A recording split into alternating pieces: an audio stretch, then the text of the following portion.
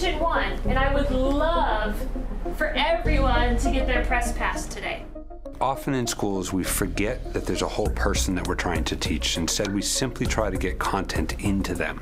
What games do is they create an invitation for you to become someone you might not be able to become in the real world. Think about what you're doing in this game and use it when you're writing in history. Quest Atlantis is a teaching and learning project that brings together what we know from teaching and learning theory and what we know about video game design to create powerful learning experiences for kids in schools.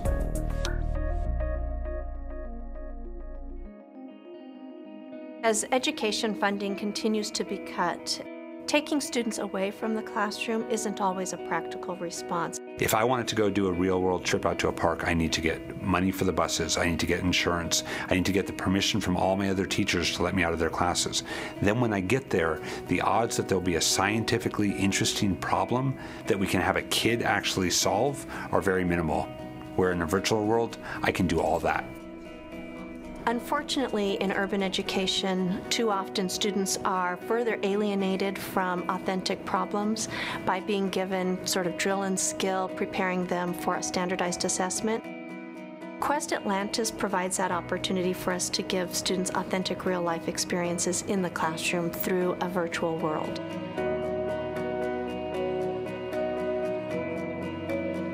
Transformational play is about positioning kids as protagonists in stories in which they have to learn academic content in order to make decisions and transform those fictional worlds. Remember we said missions are kind of like levels? And so each level has different tasks that you need to perform. When a student enters Quest Atlantis, the first thing they do is create their username, which becomes their identity, and they create their avatar. Students love this because they get to choose their hair, their skin color, their outfit. That identity grows and evolves as they go throughout this 3D world. They can become a scientist, they become the archaeologist, they become a reporter. And as they accumulate more of these learning experiences, their identity within that space grows and they become more empowered about what they can do with that information. Our student body at ASU Preparatory Academy in Phoenix is made up of predominantly free and reduced lunch students. So we have a particular challenge in creating a context that gives the students an aspiration to go to college. Quest Atlantis gives them something that allows them to be the center of problem solving. It allows them to be the architects of a future that they may never have realized because suddenly it's present for them in a very real and a very fun and engaging way. So the key is can you still follow these rules and be persuasive? That's what you're going to be looking at for today. We're more of a facilitator than a, you need to do this mission today or you need to do this task today. Instead, it's have fun, enjoy it. This is English class. You should have fun. I can't read it.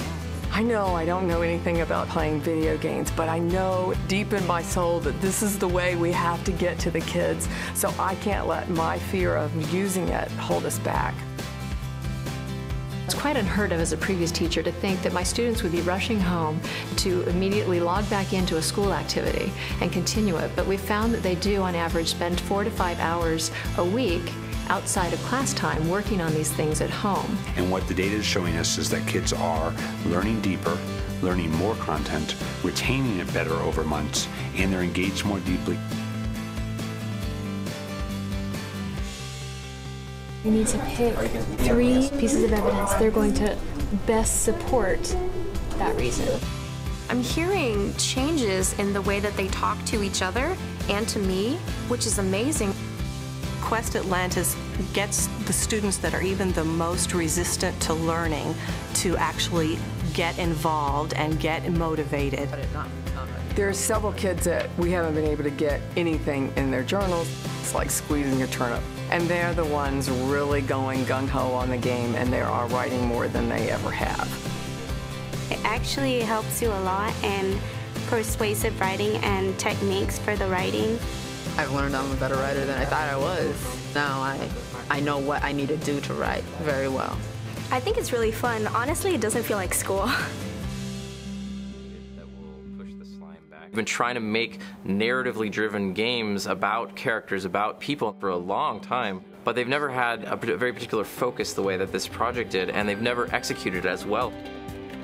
What we're doing here is good science and can really help us understand learning at a fundamental level, but also work with game design crews to make sure that the way that we're doing persuasive writing in the game will be exciting to kids, will engage them to think more deeply about what we want them to learn.